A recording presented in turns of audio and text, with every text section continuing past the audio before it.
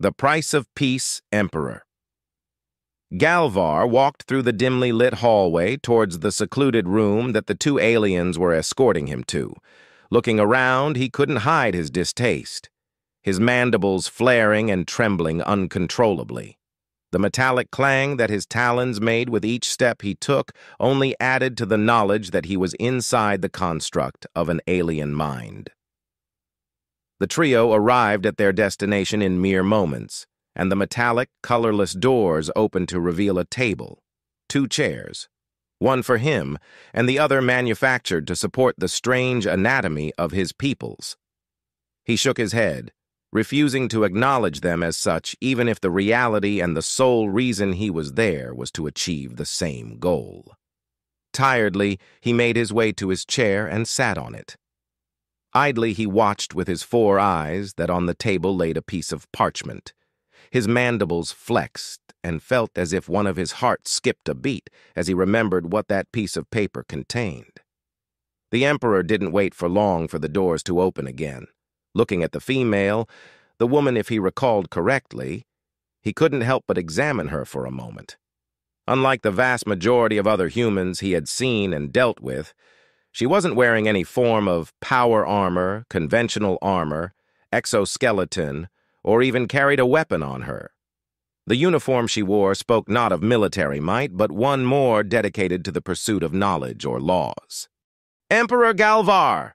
The woman spoke with gentle barking noises, the translator all but plucking the sounds her mouth made and transforming them to his language. "You must be Ambassador Talina," Galvar said, bowing his head in the customary sign of greeting for his people. Talina returned the gesture and approached the table with a slow, cautious pace. "I am. I hope your transport was accommodating." Galvar tried but failed to look away as he replied. "It was. Your aesthetic decor, however, leaves much to be desired. This is a military vessel, Emperor Galvar. In other circumstances, we would be having this meeting on a diplomatic ship. Alas, that is not the case." Reaching the table, she sat on her chair and leaned forth, resting her elbows against its hard, cold surface. "Do you wish for some refreshments?" "I'd rather do what I've come to do and leave if you don't mind, Ambassador," Galvar replied, his mandibles flaring and his tucked wings threatening to unfold themselves. "Are you quite sure about that, Emperor?" she asked in a serious, deep tone. "Do you know what will happen once you sign that treaty?" He felt his stomachs churn and twist inside his thorax. Nearly chittering, he replied, "I wouldn't be here otherwise. I've read what that document contains enough times to have it memorized. Yes, human, I know what will happen." Talina sighed. "Let me rephrase my question then, Emperor. Do you understand what will happen?" Galvar closed his eyes, and his body trembled. "I've read and seen your history. What you did, what you've done, what your species has achieved." He opened his eyes. "I know what you did to the Borshai." "The Borshai," Talina whispered the name in barely contained contempt. "May I tell you a little story, Emperor?" "Why?" "It won't change my decision to sign the treaty," he replied. "Because I'm afraid you need to know a bit more about humanity than what the info package could ever tell," she insisted. "What more is there to learn? You slaughtered the Borshai, did you not?" Galvar said, feeling his exoskeleton shudder for not the first time in his life. "Indeed we did," she admitted. Several seconds passed until the Emperor gave her a soft nod. "When we, humanity that is, reached for the stars, finally breaking away from the confines of our solar system, we did so expecting to be received as monsters, primitives, barbarians, or as little more than another competitor on the galactic stage." She paused for a moment, musing her words carefully. "You see, when we developed the hyperdrive, we did so not as a unified species. Science fiction, epic stories, all kinds of possible scenarios had been conjured by our writers, artists, and more about what meeting alien life would be like. Frankly, It was impossible to prepare for every single option presented to us. What do you mean? Galvar asked, having never heard of such information before. The package your admiral delivered never touched on that. Only some of your history, your conflicts, and some of your highest and lowest achievements. We would have followed the usual path of approach, but our current situation could hardly be called usual, don't you think, Emperor? Talina chuckled, and Galvar simply remained silent. Rushed improvisation aside, there were several frightening scenarios placed before us. Could we be the first intelligent species in the cosmos? Could we be the only one? What if the universe ended after cracking FTL travel? Would we meet a ravenous, mindless hive mind? Would we stumble across a galactic union of sorts? Would there be war as our first contact? She chuckled, just to name a few. Galvar was stunned and baffled. What species could ever dream up so many outcomes upon reaching the stars beyond? Apparently humans could and did. However, the most popular belief was that if we were to meet intelligent alien life as advanced or more so than us, then surely concepts like gods, religions, faith, and make-believe would have been expunged from their society. Throwing it aside, discarding it as useless in favor of embracing logic, science, and development. What? Galvar chittered, unable to believe what he had just heard. Talina smiled somberly. We really thought that we would be seen as primitives or treated as the laughing stock of the galaxy should we encounter the aforementioned galactic union. She used her fingers to make quotation symbols in the air. Galvar couldn't say anything, so he just stared at the human across the table, surprised that the translator system in the room was advanced enough to relay what her gesture meant. Imagine our surprise when, first, we discovered the stellar forum of civilizations, and second, when we discovered that religion wasn't something to be laughed at, but the norm and staple of every sapient species. Why would your people ever think that? He asked, confused. It was a good thing he was already sitting, for the revelation would have surely made his legs tremble at the sheer absurdity of that notion. Many reasons. But once we began to speak with the few species that actually bothered to respond to us, we realized a few things. We thought the galactic community would be thriving, not be just a sorry excuse to keep a record of those civilizations that achieved FTL and made contact with the Forum. There was no Senate, no primordials, no precursors, not even a centralized empire, she said, shaking her head in disappointment. Knowing that most civilizations kept to themselves, except for those that were relatively close to one another, was a rather hard pill to swallow. Of course, not all civilizations make contact with the Forum, and equally true, the thought that every single civilization practiced religion in one shape or form was something we were not expecting.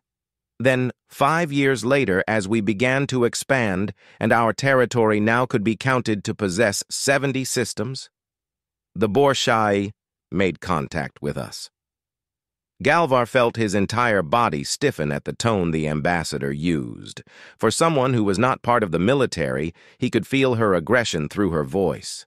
No, not aggression. It was something more, something deeper.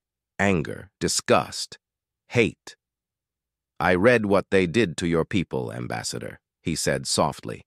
No words I utter can say I understand your feelings. Talina took a deep, calming breath. We lost 5 billion people, Emperor. 5 billion, 8% of our entire population in under 3 Terran months. And why? The Borshayan religion was based on purity and war. They saw us as impure and thus decided to attack us without warning, without provocation.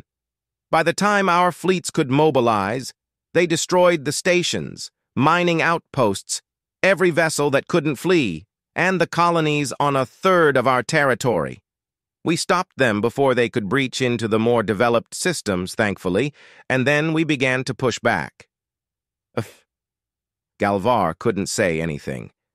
There was nothing he could say after hearing that. The teachings of his once unshakable faith told him nothing, but the pain he could see reflected on the oddly expressive face of the human told him enough. There was, still, something he couldn't understand. How could you unify against the Borshai? Your pre-FTL history is a litany of carnage, death, suffering, betrayal, and bloodshed. Millions, billions died on your planet due to internal wars and conflicts between different nations.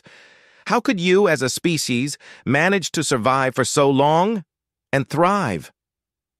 Because the only thing that humanity knows how to do better than tear itself apart is band together for a singular purpose. And the Borshai gave us that purpose, she sighed. As we studied them and interrogated the prisoners, we found out why exactly they saw us as impure. The reason? Our religions. She stopped for a moment, standing up and giving the Emperor her back. Every species out there has either one religion or a dominant one with 2 or 3 minor ones that aren't all too different from the main one. Watching her turn around to face him, Galvar could only stare into her 2 green eyes as she continued. We humans have dozens of them. Some major ones, some minor, always shifting, always changing. Some even adopted alien religions, she chuckled. The Borshai hated us because, to them, we were little more than animals that couldn't decide what faith to embrace and follow. Because of that, we were impure, and they attacked, declaring a holy war of extermination against us. Letting us exist would allow us to infect the purity of their faith, or some nonsense like that. So your solution was to drive them back and exterminate them wholesale? Move a dozen asteroids to destroy their homeworld and bombard their colonies? Galvar asked. Why didn't you offer them a chance to live and change their ways? Talina blinked. We tried, but they were zealots. I'm sorry, but the translator didn't recognize that word, he said. They were religious fanatics of the worst kind, each and every single one of them. We tried to offer them terms of surrender up until the very last moment we could still change the trajectory of the asteroids. They refused every time. We didn't have to bombard several of their colonies because, after news of what happened to their homeworld reached them, mass suicide acts followed. They blew space stations themselves and scuttled their ships just to remain pure. Galvar closed his eyes, processing the new information he had been given. It's funny how religion works, or is perceived by other species. The Folhum treat science as a religion. The Vurg's religion is based around commerce, wealth, and profit. The Kaljuk's religion is something to what we call atheism. There are no gods, higher powers, or anything like that. We simply are, and this is the only life there is. Ironic, is it not? Galvar failed to see the irony or humor in her words when it came to the hedonistic Kaljukt, living their lives isolated from everyone else and indulging in all the excesses of life. Putting those thoughts aside, he opened his eyes. You didn't answer my question, Ambassador. They attacked us, Emperor, without provocation or any cause outside their own religious beliefs, she replied angrily, though not directed at the sapient sitting across the table. An eye for an eye only makes the whole world blind, is a popular saying amongst many of my people's religions. It is also a stupid belief, in my opinion. But you're an ambassador, he protested. How can you, a woman of law, peace, and order, say such things? It is precisely because I am an ambassador that I can say that, Emperor. They killed 5 billion of our people, so in turn, we should have killed 5 billion of theirs to call it even. No, we were not going to do something so stupid as to give them a chance to muster their forces and strike at us again. We gave them a chance to surrender. They didn't take it. So we killed them all. Humanity has not known the threat of the Borshai ever since. Every child, man, woman, son, daughter, father, mother, and family they butchered without mercy was thoroughly avenged. And your wanton genocide was what sparked the Na'owi to declare war on you, yes? Quite so. But unlike the Borshai, the Na'owi were reasonable and accepted surrender when it was clear they couldn't win. Now, They are our allies. After that, some species came to us asking for aid, not just militarily, mind you, whilst others tried to prove their mettle against us. Humanity has come a long way in only 30 Terran years, Emperor. And some time ago, we stumbled across you, the Otski, and the Zerkaki. Yes, he said weakly, still remembering the day human ships arrived at their home system and took positions on the homeworld's orbit, guns ever at the ready. I envy your people, Emperor Galvar, Talina said suddenly before retaking her seat. He watched her face intently, trying to find any indication of treachery or deception, but found nothing but sincerity. Why would you envy us, Ambassador? Are you perhaps trying to mock me, my faith, and my people? I would never dare to do such a thing, Emperor. I envy your faith, your conviction, she confessed. I ask again, Emperor, do you understand what will happen when you sign that treaty? I want this war to be over, Ambassador. I will carry the burden of the atrocity I'm about to commit proudly if it means the salvation of my people, the Emperor replied, leaning forth to press one of his 3 fingers against the parchment. Can you promise you'll try your best to end the conflict quickly and avoid further needless bloodshed? I can promise you we will try our best, Emperor. Talina leaned against her chair. But I'm afraid the Surkake don't look like the kind to accept surrender easily. They remind me of the Borshai in some aspects, in fact, she said grimly. We will bring an end to it, Emperor. That I can promise you with all my heart, she smiled.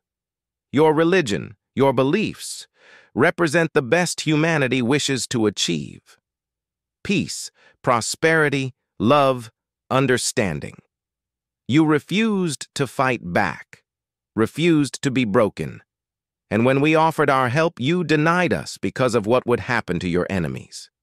Thank you for making this sacrifice to save your people, Emperor Galvar. He nodded once, grateful for her words, but knowing how condemned he was for making this decision. After what I've seen them do to my people, he shook his head. Then he looked down at the piece of paper. So be it. With that said, he grabbed the quill set aside for him to use and signed the treaty. Reading the last paragraph, he hoped with all his strength that he was doing the correct thing for his people. The signatories of this treaty validate the entry of the nation known as Enkindlers of Light into the sacrosanct Terran Union as a full protectorate. The sacrosanct Terran Union shall aid and defend the Enkindlers of Light from any threat. May the end of this war come swiftly. The end.